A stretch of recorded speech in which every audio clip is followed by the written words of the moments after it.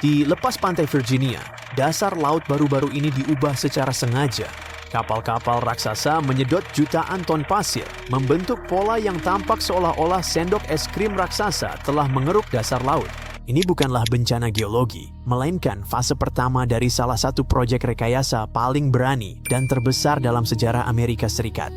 Untuk memahami mengapa para insinyur benar-benar membentuk ulang dasar laut, Anda harus melihat peta. Ini adalah Hampton Roads, Virginia. Wilayah ini dibentuk oleh air. Dua kota besar, Norfolk dan Hampton, berhadapan di seberang pelabuhan yang sibuk. Selama beberapa dekade, akses utamanya adalah Jembatan Terowongan Hampton Roads atau HRBT yang dibangun pada tahun 1950-an. Pada dasarnya, jembatan ini menyelam di bawah saluran kapal agar kapal kargo dan angkatan laut bisa melintas di atasnya. Sistem itu sekarang sudah kewalahan. Pada saat permintaan puncak, hampir 100.000 kendaraan mencoba melewati satu-satunya penyeberangan ini dalam sehari, mendorongnya jauh melampaui kapasitas yang dirancang untuk ditangani. Jalan ini dirancang untuk era yang berbeda, ketika mobil-mobil lebih besar, tetapi lalu lintasnya lebih sepi. Sekarang jalan ini secara rutin bisa berubah menjadi tempat parkir di tengah laut. Namun masalah ini lebih dari sekadar makan malam yang terlewat atau terlambat ke kantor. Ini juga merupakan krisis keamanan nasional. Norfolk adalah rumah bagi pangkalan angkatan laut terbesar di dunia. Inilah tempat Amerika Serikat memarkir kapal induk dan kapal selam nuklirnya yang mahal. Pangkalan ini bergantung pada jalan-jalan. Jika terjadi krisis, angkatan laut harus bergerak cepat dan jika jalannya macet, mereka akan terjebak dalam kemacetan. Hal tersebut membuat taruhannya menjadi jauh lebih tinggi dari sebelumnya. Awalnya, solusinya terdengar jelas. Terlalu banyak mobil, bangun jembatan yang lebih besar. Tapi Hampton Roads bukanlah sungai yang tenang. Kapal induk dan kapal kargo itu membutuhkan jalur lebar tanpa hambatan menuju laut. Sebuah jembatan menjadi seperti langit-langit yang rendah. Anda tidak bisa meninggikan jembatan tanpa menutup lalu lintas selama bertahun-tahun, dan Anda tidak bisa merendahkannya tanpa menjebak armada. Jadi para insinyur memilih satu-satunya pilihan yang tersisa, pergi ke bawah dan menciptakan perluasan yang unik. Harga resmi untuk proyek ini mencapai 3,8 miliar dolar. Tujuannya adalah membuat dua terowongan bawah air baru tepat di samping yang lama, tapi logistik di sini membuatnya sulit. Tidak ada cukup lahan untuk mulai menggali. Mesin itu membutuhkan landasan peluncuran kering untuk memulai penggalian dan lubang penerima untuk menangkapnya di sisi lain. Itulah sebabnya para insinyur memutuskan untuk membuat lahan mereka sendiri. Mereka mendatangkan kapal keruk yang beroperasi seperti penyedot debu terapung.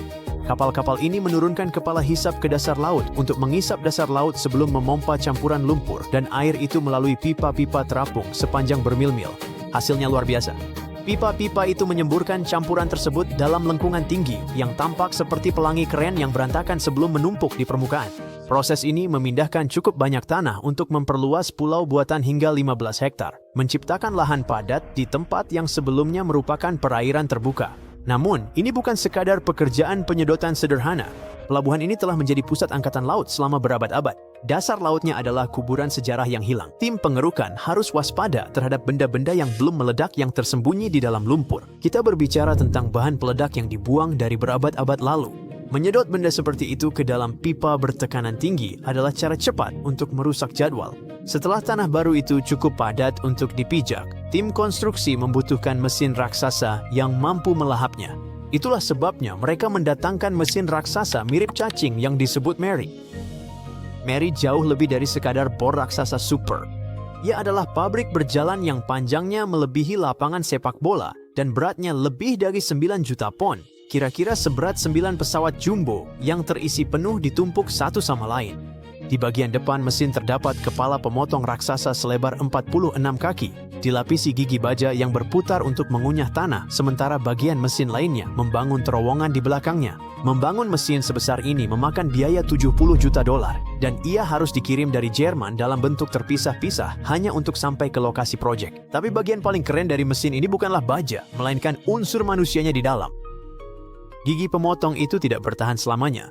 Menggerus pasir basah dan lumpur membuatnya aus, dan pada akhirnya seseorang harus masuk dan menggantinya. Kamu tidak bisa begitu saja membuka palka di bawah sana.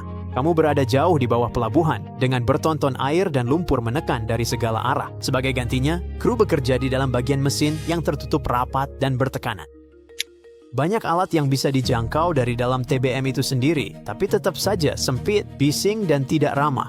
Setiap gerakan harus direncanakan. Sistem-sistem harus tetap dikendalikan dengan sangat hati-hati. Pekerjaannya lambat, penuh perhitungan, dan diawasi dengan ketat karena kesalahan di sini sangat mahal dan berbahaya.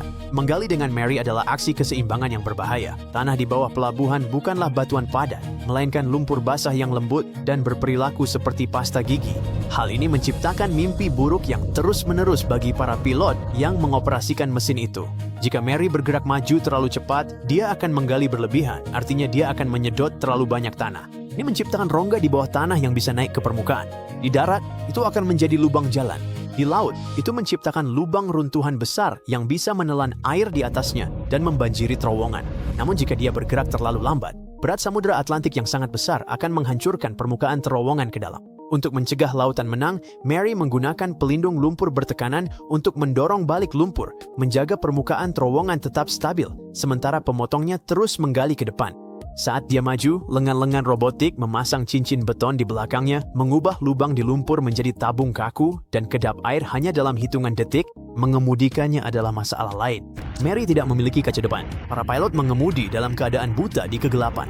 Mereka harus mengandalkan laser dan komputer untuk menavigasi tikungan tajam jauh di bawah tanah. Mereka harus mengenai target kecil yang berjarak bermil-mil jauhnya. Jika mereka melenceng dari jalur bahkan hanya beberapa inci, terowongan tidak akan terhubung dan proyek ini akan gagal. Mary mulai beroperasi pada tahun 2023 dan meskipun menghadapi berbagai tantangan, setelah 29 bulan, ia akhirnya menembus titik akhir pada September 2025.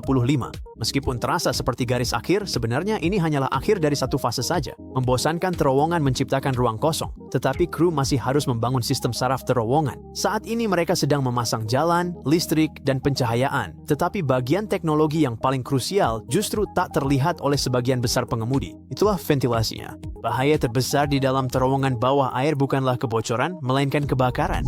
Jika sebuah mobil terbakar jauh di bawah tanah, asapnya tidak punya tempat untuk keluar.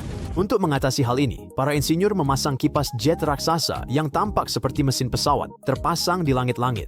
Dalam keadaan darurat, kipas-kipas ini akan berputar secepat angin badai untuk menyedot asap keluar dan mendorong udara segar masuk, sehingga jalur evakuasi tetap bersih. Dibutuhkan semua teknologi rumit ini agar sebuah terowongan bawah air terasa seperti perjalanan biasa, bukan misi bertahan hidup. Namun transformasi ini tidak hanya terjadi di bawah air. Di atas permukaan, para kru membangun kembali bermil-mil jalan raya untuk menghubungkan terowongan baru ini ke seluruh dunia.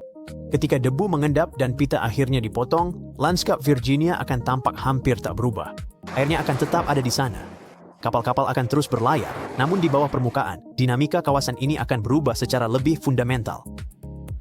Bagi para komuter, ini berarti terbebas dari kemacetan. Bagi Pentagon, ini berarti jaminan bahwa armada Atlantik tidak akan pernah terjebak.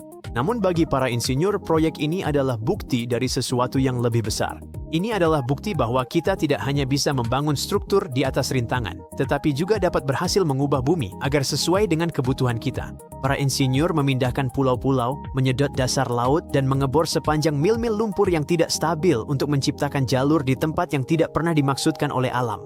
Ini adalah pertarungan melawan geologi dan investasi besar-besaran dalam keamanan nasional. Namun di Hampton Roads, tempat laut bertemu dengan aspal, hal ini membuktikan bahwa peta hanya bersifat permanen sampai tiba waktunya untuk digambar ulang.